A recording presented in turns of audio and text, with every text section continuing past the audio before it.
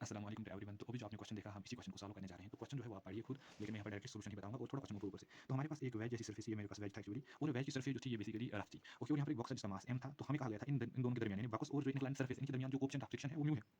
Okay, वो mu है। और हमें कहा गया था कि एंगल अल्फा है। तो हमारा पहला पार्ट ये था कि जब अल्फा 0 डिग्री के बराबर होगी तो हमें बताना था कि जो एफ मिनिमम होगा, मतलब मैग्नीट्यूड ऑफ द मिनिमम, मतलब minimum magnitude of the force जो कि इस ब्लॉक को मूव करवाएगा। ऑब्वियसली यहाँ फ्रिक्शन लगता होगा तो कुछ फोर्स का देना है ताकि ये ब्लॉक मूव करेगा। तो मैक्सिमम, तो अगर हम इसको रिड्यूस करें इस सिचुएशन को एंगल 0 डिग्री पे, तो ये हमारे पास एक प्लेन सरफेस बनती है। ओके, जो कि रफी होगी और इस पे हमारे पास ब्लॉक ऑफ मास m होगा। ये हमारे पास ब्लॉक ऑफ मास m है। यहाँ की ओर म्यू जो है वो कोएफिशिएंट ऑफ फ्रिक्शन है। तो हमें बताना है एफ मिनिमम कितना होगा। तो मैक्सिमम लोग क्या करेंगे, वो कहेंगे हम यहाँ से एफ लेंगे तो यहाँ से फ्रिक्शन जा रहा है, तो एफ जो है वो फ्रिक्शन के बराबर, यही एफ मिनिमम है। ओके, तो कहेंगे F equal to F minimum equal to mu times normal, and यहाँ पर नॉर्मल जो है वो mg के बराबर है। ये बिल्कुल सरासर गलत है। ओके, क्योंकि हमें फोर्स की डायरेक्शन पता ही नहीं है कहाँ से है, हमें सिर्फ मैग्नीट्यूड बताना है, डायरेक्शन आप टाई नहीं कर सकते हो। तो मैं अगर अपने तरीके से इसको करूँगा तो देखिएगा, हमारे पास एक प्लेन सरफेस थी, ठीक बात है। तो हमारे पास ये ब्लॉक ऑफ मास m था, ठीक बात है। ये देखो यहाँ पर इसको नीचे की ओर mg यानी वेट लगेगा, ऊपर की ओर ऑब्वियसली नॉर्मल है, ठीक, और यहाँ की ओर कंडक्टर, सॉरी यहाँ की ओर फ्रिक्शनल फोर्स है, सही बात है।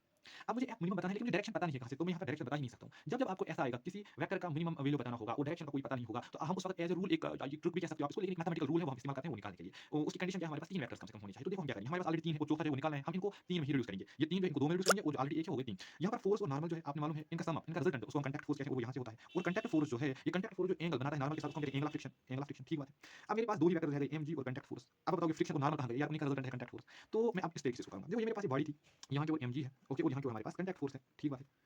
मुझे एक चीज बताइएगा, ये जो एंगल है ये मैंने एंगल ऑफ फ्रिक्शन आपको कहा। आपने मालूम है कि tan of angle of friction is equal to mu, है ना, जैसे tan of angle of is equal to mu, in the same tan of angle of friction is equal to mu, यानी कोएफिशिएंट ऑफ फ्रिक्शन, वो हम जानते हैं।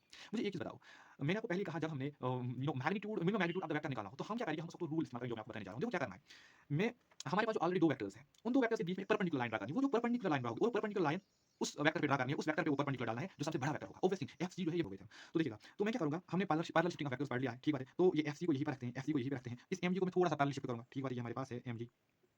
अब मुझे एफ मिनिमम बताना है, हमें मालूम है एफसी सबसे बड़ा है, हम इससे परपेंडिकुलर, इस पे परपेंडिकुलर लाइन डालेंगे और जो परपेंडिकुलर लाइन हम डालेंगे वही परपेंडिकुलर लाइन का की जो लेंथ होगी वो मैग्नीट्यूड होगा, ठीक है। तो ये मैंने यहाँ से परपेंडिकुलर डाला, यही एफ मिनिमम है। ये वैसे भी लैम्डा है।